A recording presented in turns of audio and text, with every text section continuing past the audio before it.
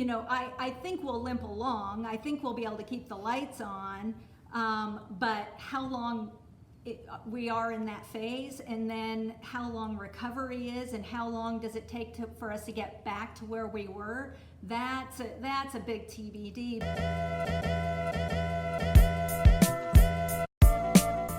Welcome back, everybody. Rich Brubaker, Behind the Grind with... Right, Tam. How you doing, everybody? Welcome back. And this week we have a special guest. Good to be with you guys. I'm Jeff. I'm Rachel.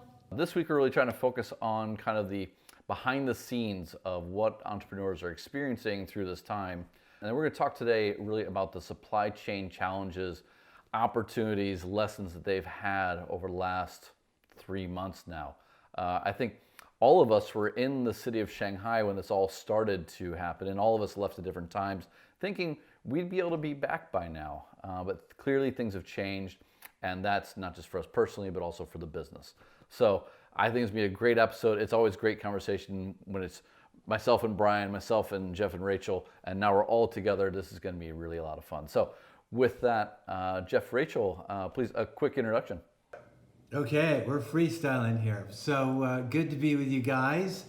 Both Rachel and I founded and own a company called Bambu, as Rich said. That's Bambu. We're Americans based or splitting our time between China and America. Ironically enough, we started our business in 2003, the same year that SARS was upon us. So we've been down this road before, I hate to say. And we design and make products made from renewable and organic resources, all sourced from China.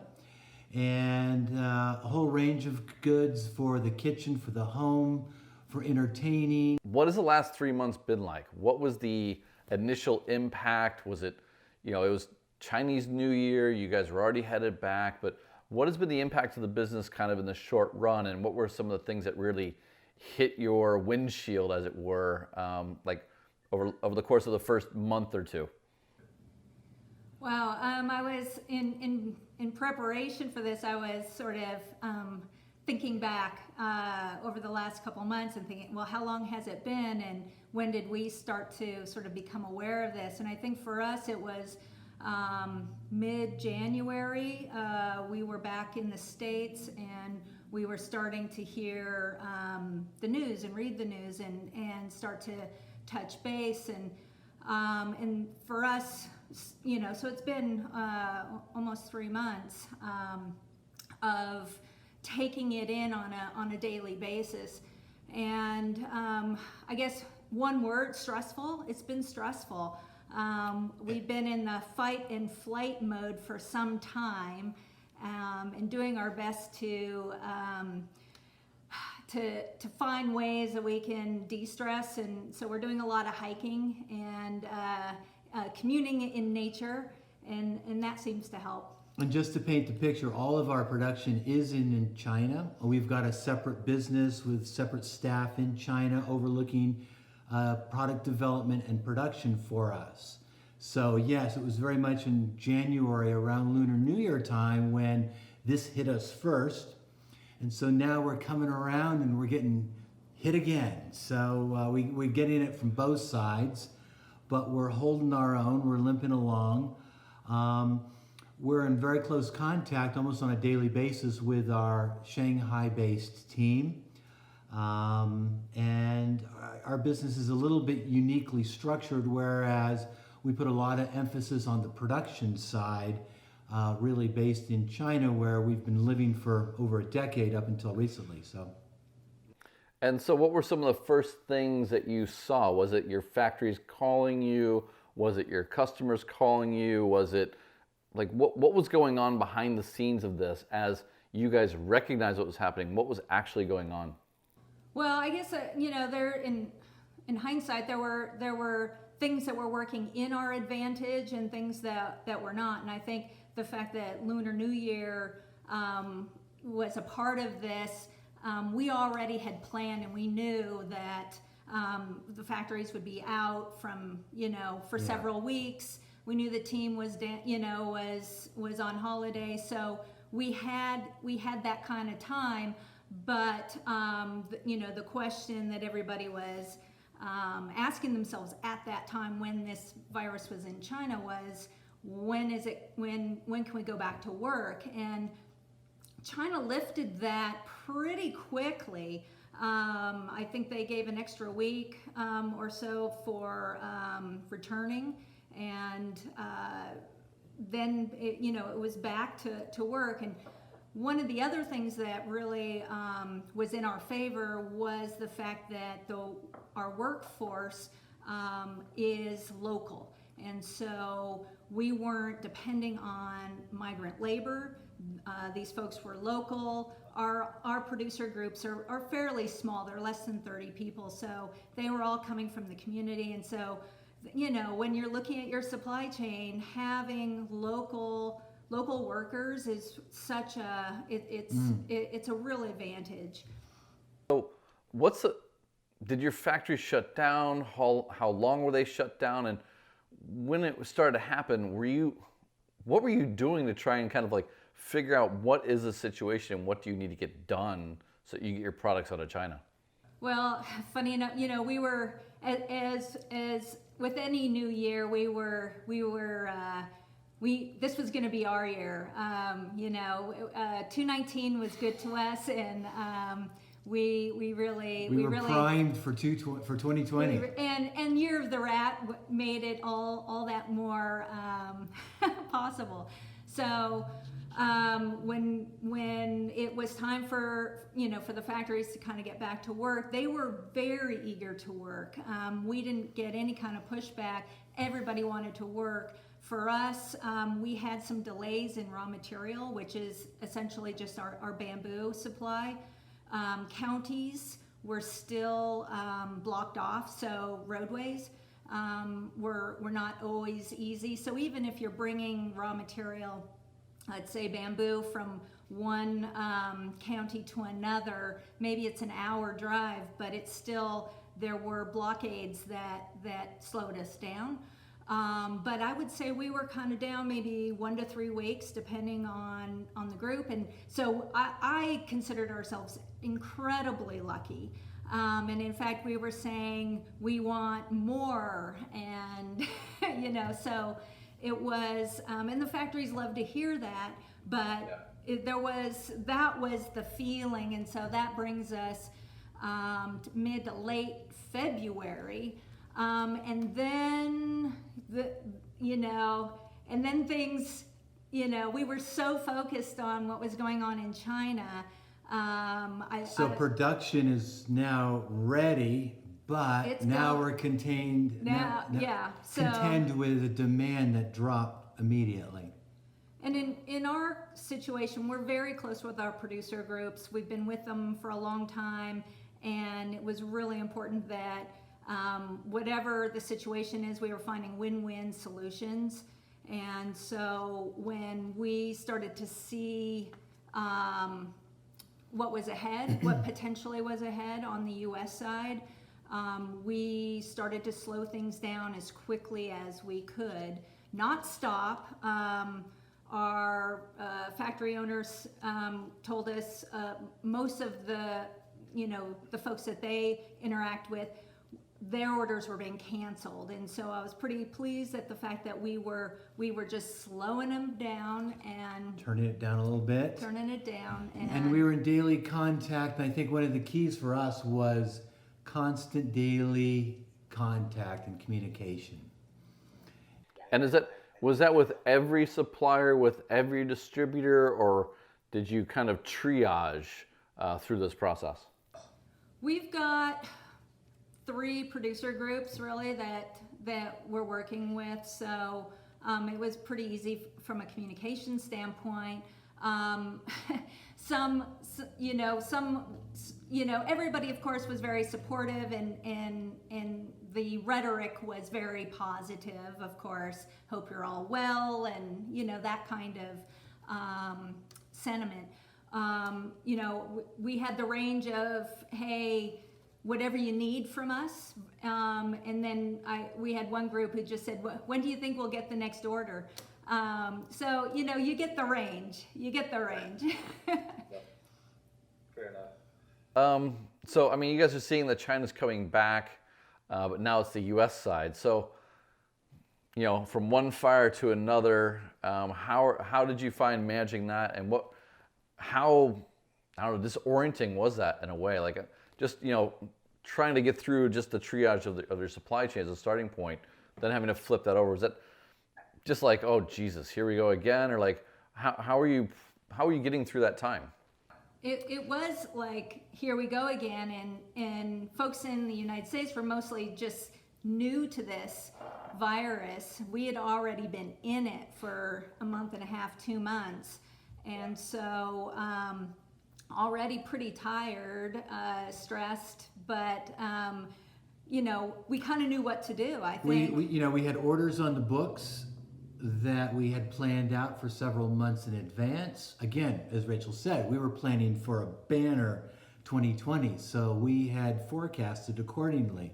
Once we started to see what was going on in this market, we got in touch with some of our key customers, we got in touch with other markets, and we monitored and managed this to a point to where we were dialing back our forecast, dialing back our orders, and trying to manage this the best way we can.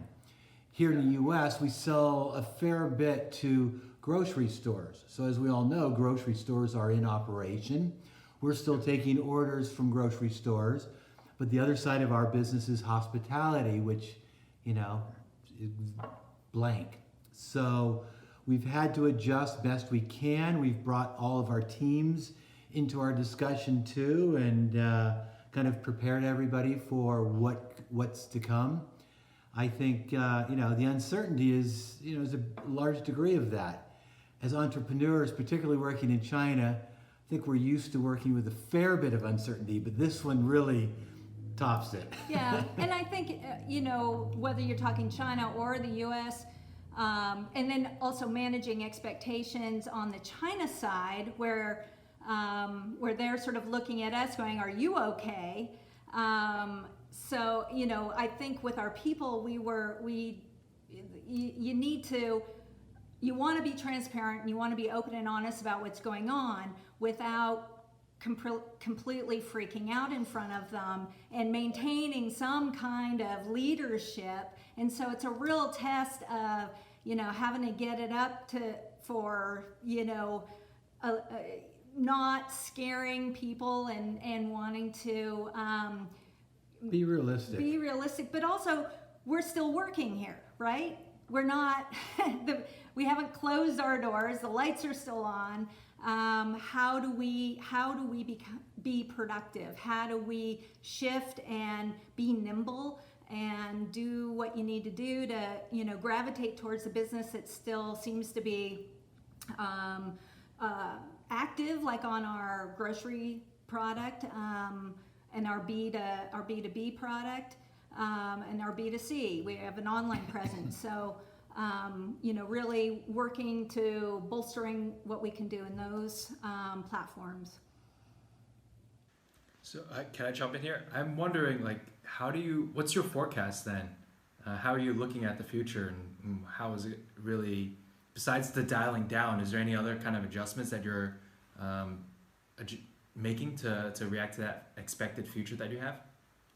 Yeah, I'd say we are pretty well. We've certainly have curtailed certain expenses that we had planned for.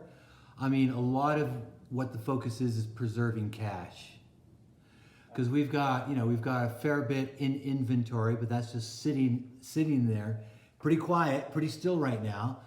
We're very hopeful that this is a 3-month painful 3 months, but that we'll see some upside at the end of that. That remains to be seen. We've reduced staff hours across the offices best we can. We've put certain projects on hold, and we've gone the extra mile to reach out to and again be in contact and communication with our key customers. And I think that's a testament to our relationships in China, our supplier relationships, where, as Rachel said, we've been working with some of the same groups for close to 15 years. We are sort of, the way we work is very transparent. We communicate a lot. Some would say we over communicate. We share a lot about our situation. And I think I think that's paid off in a situation like this. So actually, you mentioned that you're cutting back hours and things. Like, are you cutting their salary back kind of as well, or are you trying to offer up other ways for them to keep that salary? Like, I know that everyone's really focused on maintaining what they can, but also maintaining cash flow. Like, there's this push and pull because you have these relationships that go on, years, if not decades, and it's really hard to make those decisions. So when you're looking at this, what are some of the considerations? Are you thinking like on a 3-month window, a 6-month, oh my God, it's this year, and then backing it up? Like, what's the easiest way for you to make those kind of difficult decisions? Well, I think what helps is we can look to China, we can look to Korea, we can look to other countries that have gone through this, and we can see, everybody has a different approach to containment, but ultimately this virus peaks, you get into recovery, governments roll out, Stimulus in some cases, but we have some history. We see how this thing moves, and so you have that experience to work with. And so, as Jeff said, probably 3 months. But I think that there's also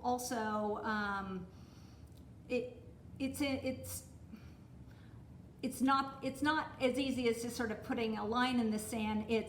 I think we'll limp along. I think we'll be able to keep the lights on, but how long we are in that phase, and then how long recovery is, and how long does it take for us to get back to where we were, that's a big TBD, because it hinges on so many factors. And in the case of the United States, it's a dominoes effect. So if we're not selling, we're not making. If we're selling, we're making. So it really depends on the recession. Yeah. So as we've kind of gone through this, has your back to work date gotten a little bit longer and longer? Like the first month, you're like, well, we're supposed to be here because it's Chinese New Year. The second month, you're like, it'll be gone in a week. Like, are you now going, shoo, this could be a year, this could be 18 months, or are you still pretty confident that, like, say, end of summer, we're getting there? Yeah, I'd like to think that, and keep in mind, in the beauty, Rich, of having 2 companies to keep afloat, there's always work to be done, and so we've been spending, every morning we get up and we brush our teeth and we put on clothes and we go to work, and we're and I don't. Jeff's better at it than I am.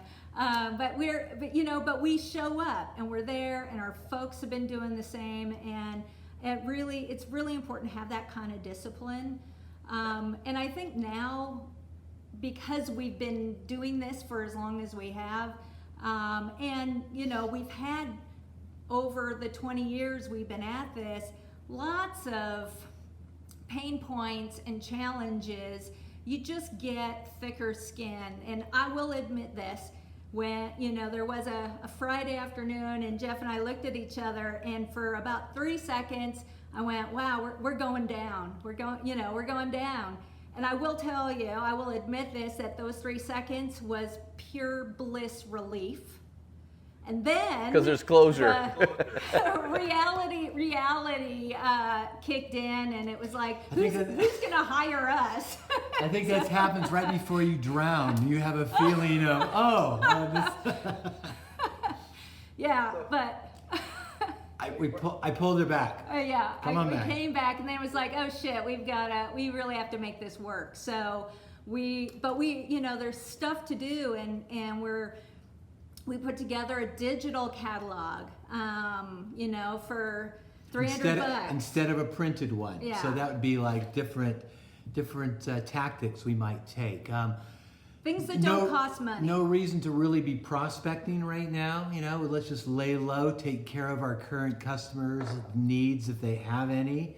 Because we were also being solicited too, and that doesn't feel very good when you don't, when you're trying to make your ends meet and somebody's soliciting. So we were careful not to come on strong. We let people know we were still operational, we were open for business, and we let. I have a question here. You said you've been doing this for 20 years, or you've been in the game for 20 years. I wonder, how does this challenge compare to all the other challenges? You kind of alluded to it already, but I'm curious just to hear this specific question. How does it stack up in terms of, the mother of all?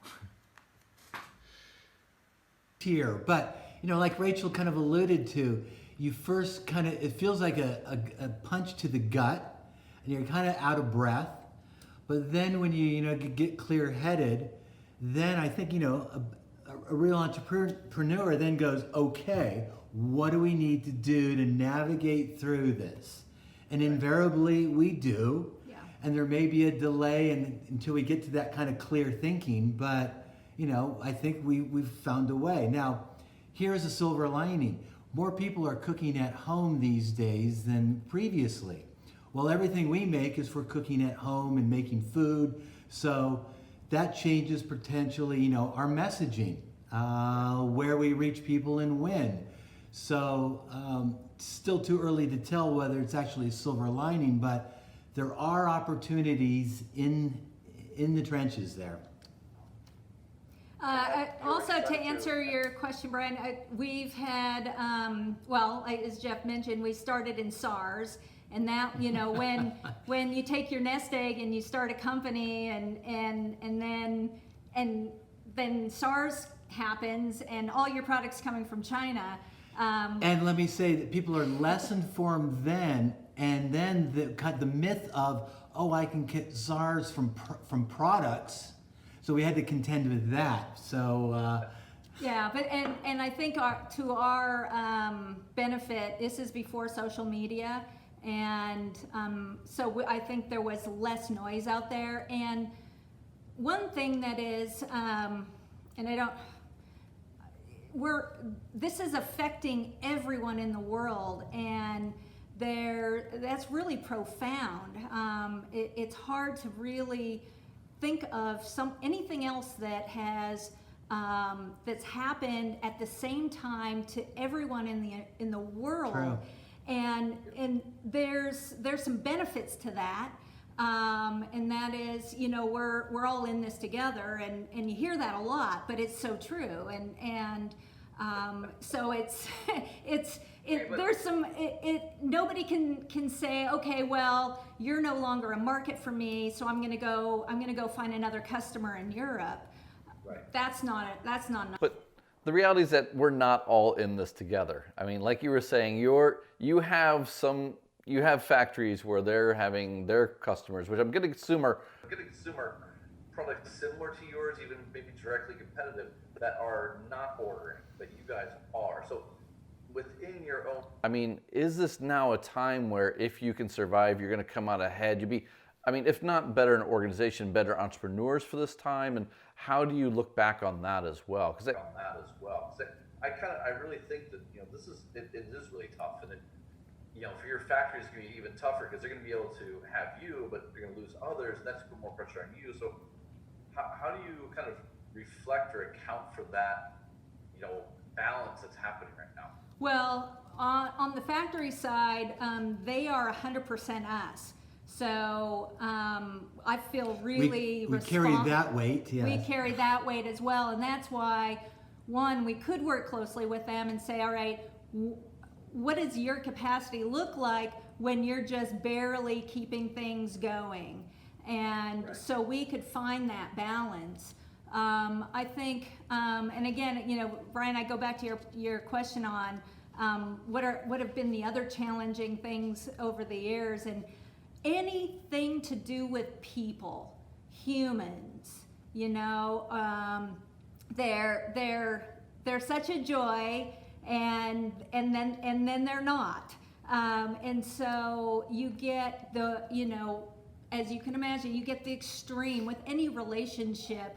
You have your good days and your bad, and I think some of the most challenging, and where we're dealing with that these days as well, is the human factor, and how people themselves individually are adapting or not adapting. I have a friend in China who's barricaded himself. He and his Chinese family of 4 have not left their apartment yet. They are fearful, and so it really makes doing business with him you know, difficult, because I want to be sensitive to how he's feeling and where his head is, but I'm also like, hey, everything's gonna be okay, let's move forward. So I think the human element in all of this, and just doing our best to just eke out any kind of kindness, and, you know, any kind of goodwill that you can from yourself individually, to make it work. And I think that relationships in business have been sort of key factors for us. And if there was a takeaway from all of this, I would say, if you're in business, make sure you have really awesome relationships with your customers, with your producers, because if you're an asshole, or if they're an asshole, then it's, you know, it's just not going to work out. And so, you know, you really have to make sure you're surrounded, and you help cultivate great relationships. I like the quote, adversity doesn't build character, it reveals character. Yeah. So it's already the type of person you are, the type of business principles you follow, and it really starts to show itself in times. Yeah, I was actually talking to a client, they're a major retailer, and I was talking about how I realized they have not driven prices up on anything this entire time. And they're like, yeah, but everyone else is, and everyone will remember who didn't. And I really, you know, this is one of the big supply chains, so it's kind of like, you know, there's a lot of leadership that's being shown, because they realize, like, people are genuinely going through these challenges, and they're trying to be fair on both sides. Yeah, you could take a little bit on each side, right, for yourself, but if you do that, you know, what's the long term is, because eventually, assuming it clears up, we all hope it does, business goes back to normal, I think we're going to start to see a bit of a shakeout based on how human we were as humans, or as brands, or Yeah. Yeah, I think integrity will speak volumes, and I hope we're around long enough to keep. We will be, because there's toilet paper back in the stores, and I'm so happy about that. Yep, we had a full shelf today, top to bottom. All right, I guess kind of wrap. Well, you can't help but put it all, you know, and the longer we're in this, I think we've all had a chance to step back, and we've vacillated between sort of fear and anger, resistance. And then, you know, we've built a certain degree of understanding, and now we're sort of shifting into what can we learn from this, and where, you know, where can we get better? And I think there's going to be some really great things that come out of this. I know it's you know, we've got even thicker skin now, but I think it's going to make us better humans, and hopefully a better country, a better globe. So, segueing into, what are the key takeaways, lessons that you would impart upon the community here? What have you learned? What are you taking away? What is it that that's making you stronger, having gone through this time? I would say, you know, it's really forced us to look at our business from a lot of different angles. We're finding, you know, invariably there's efficiencies to be found. And I think we're doing a good job at figuring out where those are, and what can we do either with less, or what can we do without. And I think, as Rachel said, really, if we can conduct ourselves in a kind way among business to business and people to people, we're going to get much further along. We've been talking about the fact that maybe this needs to go on a whole lot longer in order for us to see a significant shift in how we as a society conducts itself and interacts with each other. I hope that we can get to some place that's a little bit better than we were before. And yeah, anything else? Yeah, relationships, the human element of it. Business is not getting easier. There are more and more challenges now than ever before. And so I think, one, you got to be really, really passionate, insane to do, to do this, to be an entrepreneur, to be a business owner. But it's also, I think it's a matter of being as prepared as you can. And this thing really blindsided everyone. And so How could your supply chain be a little bit better after this? Like, what would you do a little bit differently from that side? Be it cash management, inventory management, ordering. Like, what are a few things there you'd be focused on? Wow, that's a really tough question because, well, I'll be perfectly honest. It is probably not to produce in a country that's halfway around the world. So that for one, I think local for local models are really interesting. To me personally, I would love to be able to produce in China using our renewable resources for China. And then I'd like to do the same model in the United States and pull locally, because I think you can be a lot more nimble when you're not so reliant on globalization. So I think that, good question. The irony of it all, right? We're going from globalists to localists. So, all right. I'm pretty good. Brian, anything? Follow up?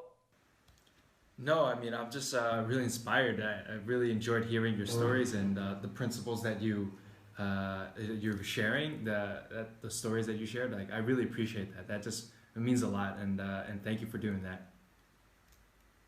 Thank you. Yeah. My pleasure. Well, thank you very much. It's been a pleasure, as always. I think there's a lot to take away here. We definitely blew by our 15 minutes pretty quickly. But this has been another episode of Behind the Grind with Rich Brubaker.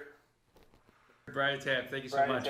And Rachel and Jeff. thank you guys. Hey guys. Again, I will be following up with their full video below, but also if you have questions, if you have kind of some experience of your own that you'd like to share, please do share down below. If there's comments or questions, I'll make sure that Jeff and Rachel are responding back to you pretty quickly. So thank you very much. Hope you're all safe. Have a great week, and see you next time.